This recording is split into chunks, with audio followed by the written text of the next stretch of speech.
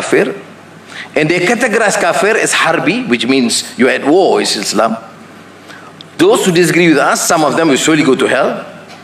I mean, some of us who agree or disagree, going to hell or heaven, I wouldn't know. You see? But these are what I consider as purveyors, trying to then give a reason. We have to be strong, committed Muslims, otherwise Islamophobics will take over this country. So the purveyors of violence is also an issue that we have to be on guard, otherwise it will be too late. Now, the same Edward Said, which I've popularized his writings quite a bit. I don't get any commission from his writings. It's a short article, which I think if the foreign minister allows, and they categorize kafir as harbi, which means you're at war, with email, PDF, because it's short, at the 8-9 page. Because he talks about, which is to me, very pertinent in our discourse. He said, in response to Samuel Huntington's Clash of Civilizations, that ultimately is a Western liberal democracy. Now, mind you, many of the Western so-called liberal democracy are also declining in their positions. But he took, to me, in that thesis, is more balanced. There are a lot of strength in the West that we must continue to take advantage of. Because there are many, I used to teach at Georgetown University and science. People, I mean, it doesn't matter whether it's West or white or Christian or black or Muslim. Humanity is the compassion, justice. And I've sensed that. Therefore, I normally in my speeches, I avoid this tendency to portray West as West, East as East, and then the Christian world, or I mean, this to my mind can be dangerous. It can be used by others, but we should not. We should try and engage. Now, in his critique of the Huntington's thesis of Clash of Civilization, Edward Said wrote this piece and published it in the Atlantic, if I'm not mistaken, entitled Clash of Ignorance. It's interesting, because those so-called academics, scholars, thinkers of the West, they assume they understand Islam from the texts that they read, not the willingness to study in an objective sense. Now, if I want to study Christianity or Hinduism here in this case, then you got to go through the text, the Bhagavad Gita, or in Christian text, either version or King James version, I had to read. Now, I have an additional advantage. I have a lot of time to read because I was in prison for a long time. So when I ask some of the professors, they can compete because they're 10 solid years of reading and nothing else.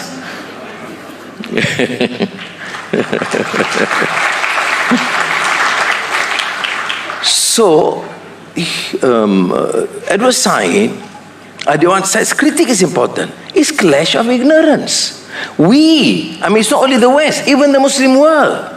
Sometimes the way we respond, like our response to the cartoonist issue, or our response to even this burning of the Quran, is just madness. It's condemning the whole continent, or all whites, or all Christians. It's stemming from a strong prejudice, ignorance. So Edward Said suggests, you want to resolve and enter into this discourse, which I call Madani because it's more comprehensive.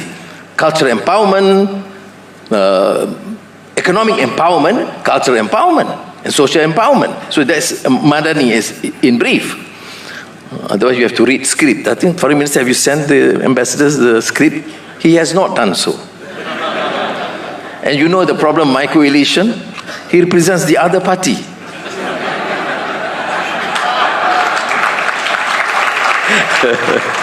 No. I'm joking. He's a stalwart in the cabinet, very committed to this. Thank you very much. But I'm not joking the fact that he's Secretary General of Barisan Nasional.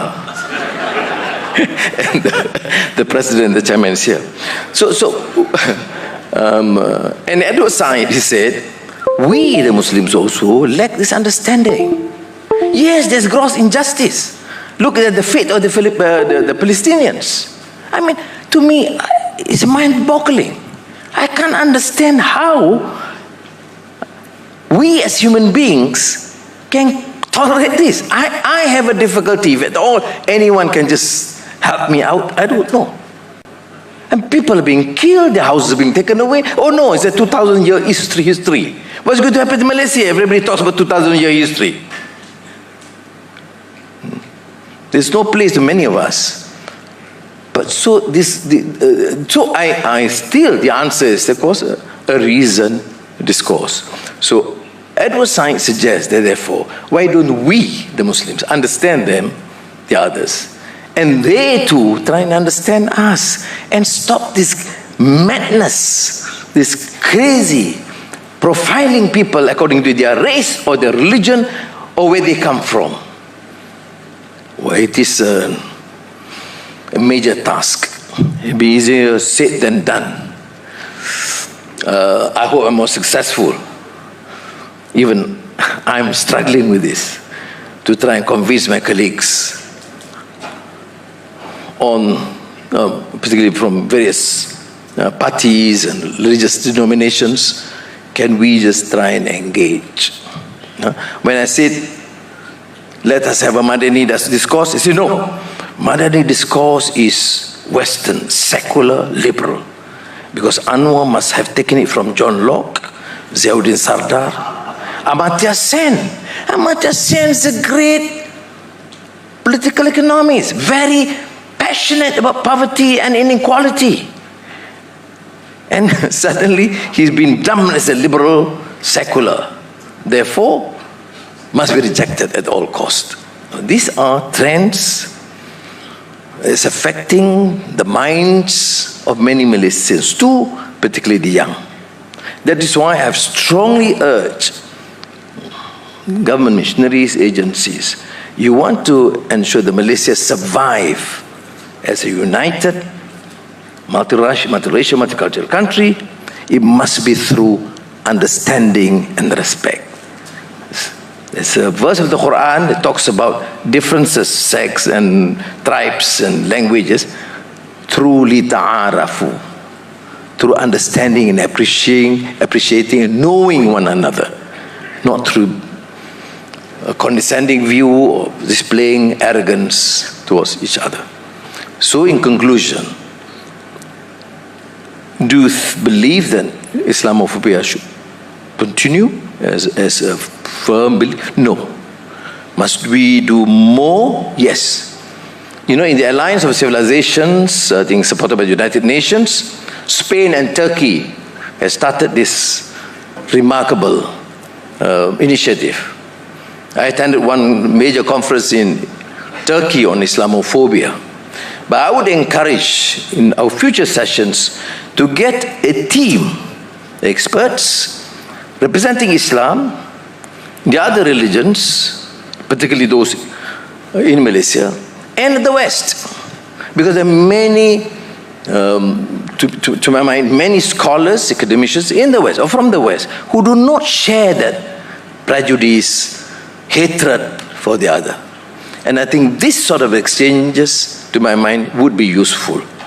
And of course, TRIPA-IT, which I've been associated for a long time, and the Ministry of Foreign Affairs, which I just been recently associated, would actually form this new alliance to try and promote this, not necessarily in huge international conferences, but to get this level of understanding. It is so critical that we in Malaysia set that example, because we were all Malaysians, not Western, but we are very strongly influenced sometimes with the Western thought, and we need to be open to benefit from everyone.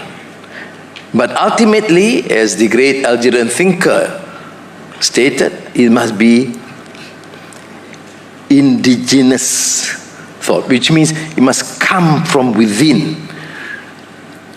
getting the best from all other cultures and technology. America's leading, Europe, China, or India, but then remaining as a Muslim or as a Malay, but very Malaysian. So sekali lagi ucap terima kasih. Wassalamualaikum warahmatullahi wabarakatuh.